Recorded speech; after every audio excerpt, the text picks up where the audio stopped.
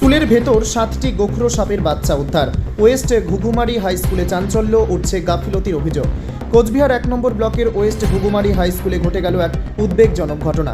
স্কুলের একটি কক্ষ থেকে 7টি গোখরো সাপের বাচ্চা উদ্ধার হওয়ায় আতঙ্ক ছড়িয়ে পড়ে শিক্ষক, পড়ুয়া, অভিভাবকদের মধ্যে। ঘটনার খবর পেয়ে দ্রুত ঘটনাস্থলে পৌঁছান স্বেচ্ছাসেবী রেস্কিউ টিমের সদস্য সুদীপ বড়ুয়া। অত্যন্ত দক্ষতার সঙ্গে তিনি একে 7টি গোখরোর বাচ্চা উদ্ধার নিরাপদ স্থানে নিয়ে যায়। তবে সাপ উদ্ধারের পর সামনে আসে আরও উদ্বেগজনক চিত্র। হতবাক অনেকে। যে কক্ষ থেকে সাপগুলো উদ্ধার হয়েছে সেখানে তার পাশে রয়েছে ক্লাসরুম, নোংরা আবর্জনা এবং অসংখ্য গুটকার খালি প্যাকেট ছড়িয়ে রয়েছে। এই দৃশ্য সামনে আসতেই প্রশ্ন উঠেছে স্কুলের পরিচ্ছন্নতা ও নজরদারি নিয়ে। অভিভাবক ও স্থানীয় বাসিন্দাদের একাংশের প্রশ্ন, ক্লাসরুমে এত আবর্জনা জমে থাকে কিভাবে? ছাত্ররা যদি সত্যিই গুটকা খেয়ে থাকে তবে শিক্ষক শিক্ষিকাদের নজরদারি কোথায়? স্কুল পড়ুয়াদের নিরাপত্তা নিশ্চিত করার দায়িত্ব কার? রেস্কিউ টিমের সদস্য সুদীপ বড়ুয়া বলেন, নোংরা ও অপরিষ্কার পরিবেশে সাপ, পোকামাকড় সহ বিভিন্ন বিষধর প্রাণী আশ্রয় নেয়। ভালোভাবে তল্লাশি করলে এখান থেকে আরও সাপ পাওয়া যেতে পারে। স্থানীয় প্রশাসন প্রশান্ত সরকার তিনিও মুখ খোলেন। পরিষ্কার পরিচ্ছন্নতার অভাবই এই ঘটনার অন্যতম কারণ। বিষয়টি স্কুল পরিচালন সমিতি ও স্কুল কর্তৃপক্ষের গাফিলতির দিকেই ইঙ্গিত করছে। অন্যদিকে স্কুলের সহকারী প্রধান শিক্ষক জানান, হয়তো ছাত্রছাত্রীরাই খাবারের প্যাকেট বা গুটকার খালি মোড়ক ফেলে দিচ্ছে। তিনি পরিষ্কার পরিচ্ছন্নতার কাজ করেন, তাকে খুব সামান্য পারিশ্রমিক দেওয়া হয়, তাই প্রতিদিন পরিষ্কার করা সম্ভব হয় না। ভবিষ্যতে যাতে এমন পরিস্থিতি না হয় সে বিষয়ে আমরা আরও সতর্ক থাকব। এই ঘটনায় নতুন করে প্রশ্ন উঠেছে, শিক্ষা প্রতিষ্ঠান কতটা নিরাপদ? একটি স্কুলে যেখানে প্রতিদিন শতাধিক পড়ুয়া পড়াশোনা করে সেখানে বিষধর সাপের উপস্থিতি নিঃসন্দেহে অত্যন্ত উদ্বেগজনক।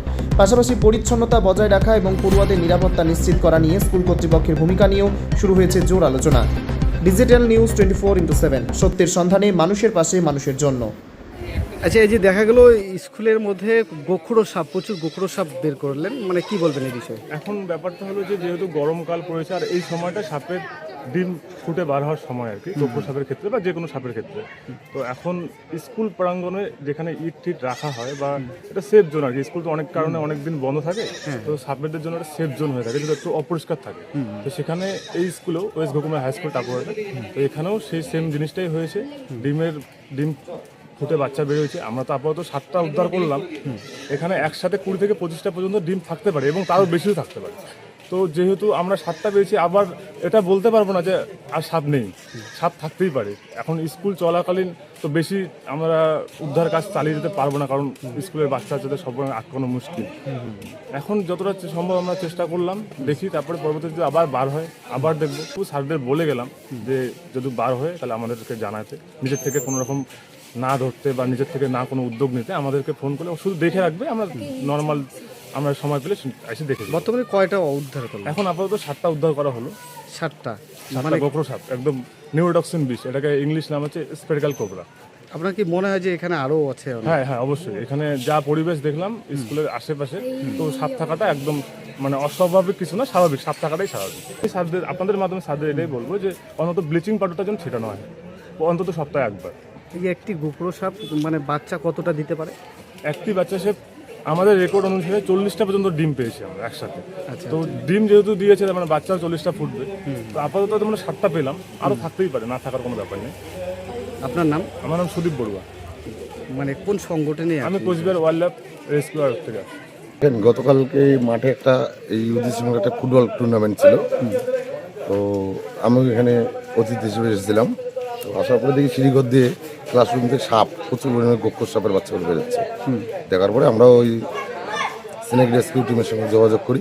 ওরা আজকে আসতে কিছু উদ্ধার করলো সাপ, বিষাক্ত সাপ, সব গোখরের বাচ্চা, বড়ও আছে হয়তো। তাতে দেখলাম ক্লাসরুমের ভিতরেও একদম মানে কুরকুরে লেসের প্যাকেট। তো আমি এটাই বলবো, এখানে স্কুল যে হেডমাস্টার মশাই, তারও তো একটু নেগলিজেন্সি আছে। কারণ বাচ্চারা স্কুলের ক্লাসরুমের মধ্যে এরকম নোংরা জমাচ্ছে, ইয়ে করছে।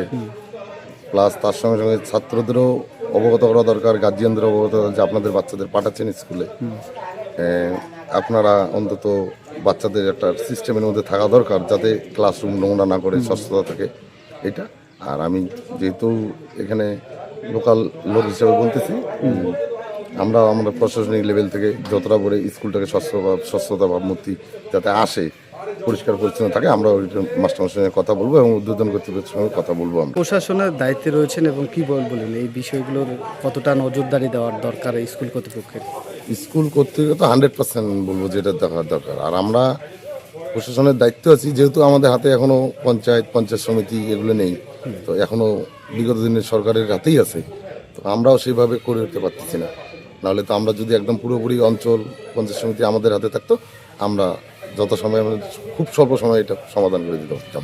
আপনার নাম কোনো দায়িত্ব? আমার নাম প্রশান্ত সরকার, আমি দক্ষিণ বিধানসভার 3 নং মণ্ডলের 3 নং শক্তি প্রমুখ বিজেপি পার্টির।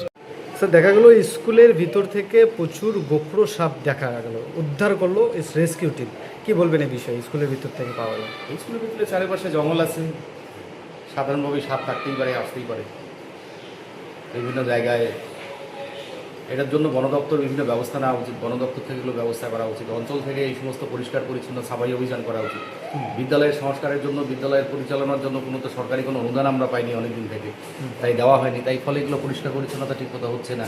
চারপাশে এটা বাউন্ডারির বাইরে জঙ্গল, এত কিছু করার থাকে না আমাদের।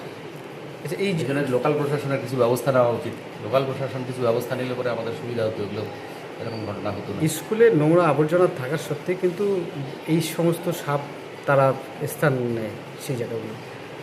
এখন স্কুলের সামনে তো এরকম নোংরা আমি চোখে পড়ে নাই, দুই একটা প্লাস্টিক বা দু একটা ইয়া থাকে, পাতা পড়ে থাকে, তার জন্য হতে পারে, কিন্তু তার জন্য সাপ তো এত এই সামান্য জঙ্গলে থাকে না। যে ক্লাসের ভিতর প্রচুর আবর্জনা, নোংরা এবং শিকড়ের গুটকার প্যাকেট এবং কুরকুরের প্যাকেট, বিভিন্ন রকম আবর্জনা দেখা গেল ক্লাসের ভিতর প্রচুর। কি বলবেন এই বিষয়ে? ক্লাসের ভিতর থেকে বার হলো, এইগুলো নিয়ে সচেতনতা করা হয়, তারপরেও বিভিন্ন সময় হয়ে থাকে। তো কি মনে হয় যে এই ক্লাসের ভিতর থেকে কি থাকা তো গুটকা উচিত খাওয়া না হয়? কখনো, যদি থাকে এটা আবার সতর্কতার সঙ্গে আবার দেখতে হবে ভালো করে, যাতে ভবিষ্যতে না হয়। কয়েকজন অভিভাবক বললো যে এটা স্কুলের কর্তৃপক্ষের কোনো গাফিলতি থাকতে পারে, কারণ তো ক্লাসের ভিতরে এত আবর্জনা। না, সেভাবে তো ক্লাসে আবর্জনা কোথায়, বেশিরভাগ ক্লাসে তো পরিচ্ছন্ন আছে। এখন এই বিষয়ে আমার কিছু যদি থাকেও আমার কিছু বলার নেই এই বিষয়ে। যে মাসি রয়েছে যিনি সাফ পরিষ্কার করেন ক্লাসগুলো, তিনি বললো যে এটা 2 থেকে 3 দিনকার নোংরা নোংরা ছিল। এতটাকে প্রতিদিনই তো সম্ভব হয় না। এখন কোনো ছাত্রছাত্রীদেরা পরিষ্কার করানো সম্ভব হয় না, ওই দিদি তো অনেকটা পরিষ্কার পরিচ্ছন্নতা করে, তো প্রতিদিন করা সম্ভব হয় না। দিদিকে তো সামান্য একটা পয়সা দেওয়া হয়, 200-500 টাকা, এই দিয়ে তো দিদি সমস্ত প্রতিদিন এখানে সময় দিতে পারবে না।